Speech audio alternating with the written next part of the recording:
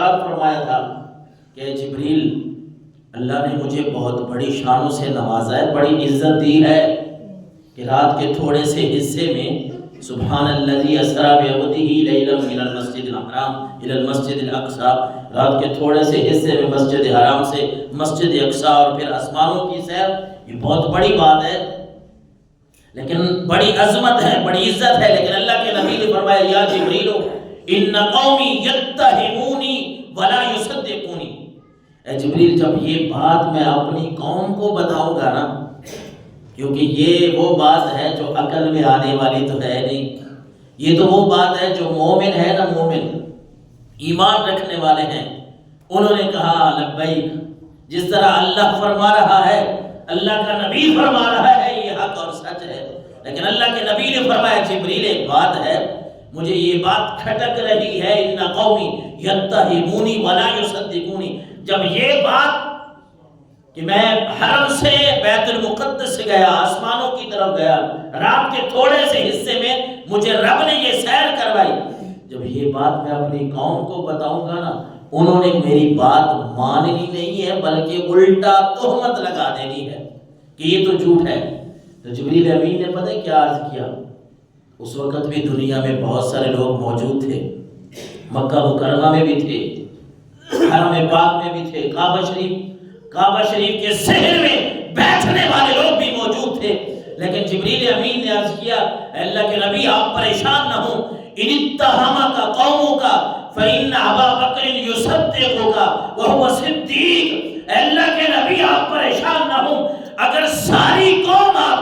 آپ کو جھٹلائے گی وہ اپنی جگہ پہ ہے، لیکن ابو بکر آپ کی تصدیق ضرور کریں گے کیونکہ وہ اللہ کے نزدیک صدیق ہے،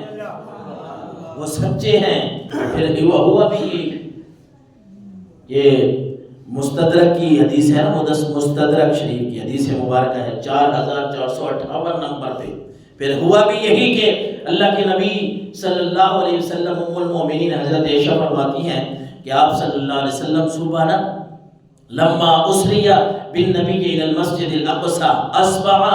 یتحدث الناس بذلک، اللہ کے نبی یہ بات بیان کر رہے ہیں، لوگوں کو سنا رہے ہیں کہ لوگوں اللہ نے میرے اوپر کرم کیا ہے، یہ رب کی رحمت ہے۔ میں پھر عرض کر رہا ہوں کہ نبی اپنی طاقت سے نہیں جاتے،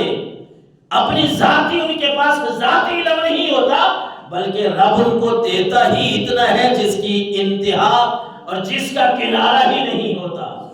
رب اپنے نبیوں کو وہ علم کی بات ہو، وہ حکمت کی بات ہو، وہ دانائی کی بات ہو، وہ عقل مندی کی بات ہو، رب اپنے نبیوں کو دیتا ہی اتنا ہے کہ کوئی ان کو تول ہی نہیں سکتا۔ اور یاد رکھیے گا جب کوئی بندہ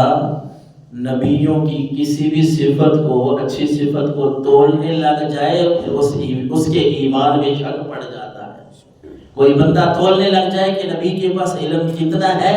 اتنا تھا، اتنا ہے نہیں، وہ یہ نہیں جانتے تھے، کوئی بندہ تولنے لگ جائے کہ اللہ کے نبی جو ہے وہ فلاں جگہ پہ یہ کام کر سکتے ہیں، فلاں پہ نہیں کر سکتے، جو ایسی باتوں میں پڑ جائے یقین کریں ہم ڈرتے ہیں، ہم پڑھنے والے، جو میں کہتا ہوں میں اپنی بات کر رہا ہوں، جب ایسی کوئی بات ہم پڑھتے ہیں تو اس پہ زیادہ غور و فکر کرنے والی بات نہیں ہوتی، سوچنے والی، کیونکہ جو بات اللہ نے فرما دی ہے، جو بات رسول اللہ نے فرما دی ہے، پھر اس پہ آنکھیں بھی بند ہیں، دل بھی بند ہے، پھر کہنا پڑے گا آمنت باللہ ورسولی، میں اس پہ ایمان لایا ہوں جو اللہ فرما رہا ہے، اللہ کے نبی فرما رہے ہیں۔ تو ام المومنین فرماتی ہیں سرکار دو عالم نے لوگوں کو یہ بات بیان کی، یہ بہت بڑا واقعہ تھا یہ معراج کا۔ کہتی ہے فرتد ناس ممن کان آمنوا بہ وصدقوا، پھر ہوا یہ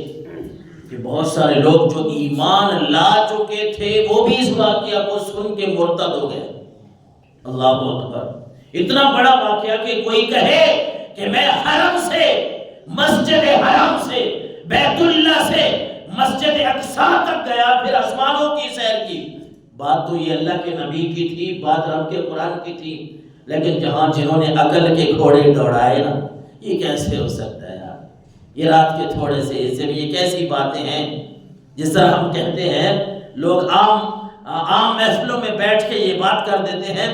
ام المومنین فرماتی ہیں فَارْتَدَّ نَاسٌ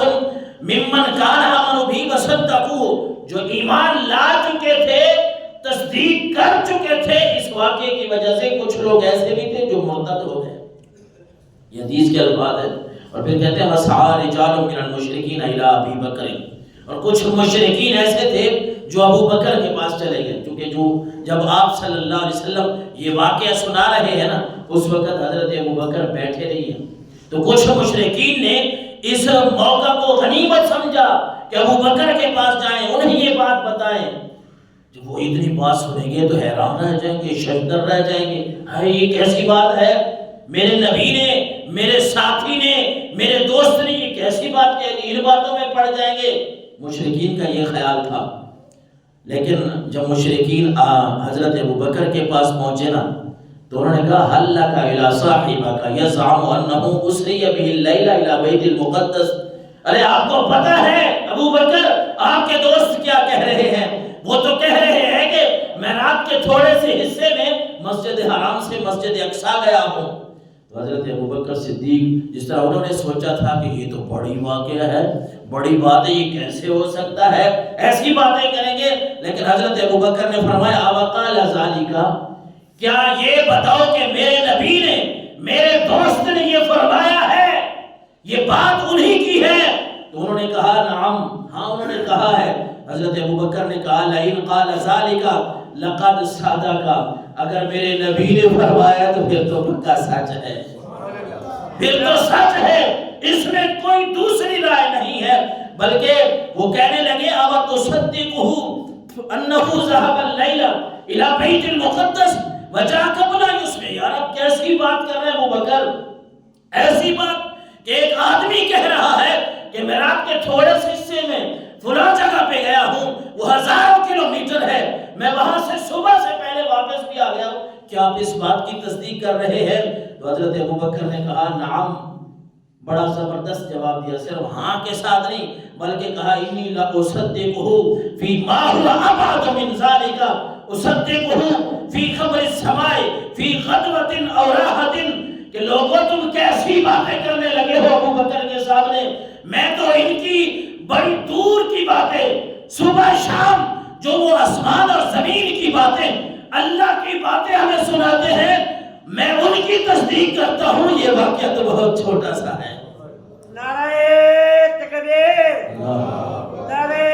رسالت، نعرہ حیدری۔ آپ نے فرمایا لوگوں کیسی باتیں کرتے ہو، میں تو بہت دور کی باتیں اپنے نبی کی مان بیٹھا ہوں۔ اور کہتے ہیں حدیث کے الفاظ ہیں فَلِذَلِكَ سُمِّيَ أَبِي بَكْرٍ صدیق، اس وجہ سے حضرت سیدنا ابو بکر کا لقب پڑ گیا صدیق، کہ یہ وہ آدمی ہے جنہوں نے اپنے نبی کے بارے میں ذرا بھی تردد نہیں کیا، بلکہ یہ سوچا، یہ سمجھا میرے نبی نے فرمایا ہے تو پھر حق بھی ہے اور سچ بھی ہے۔ یہ ہمارے لیے بھی عبرت ہے، شک میں نہ پڑا کریں اپنے نبی کی کوئی بات سن کے۔ آج کل لوگ بڑے برخلانے والے آ گئے ہیں، آپ کو لوگ پڑھے لکھے ہو گئے ہیں نا، آج کل علم بڑا ہو گیا ہے، اور وہ بھی فیس بک ہی ہے، یوٹیوب ہی ہے،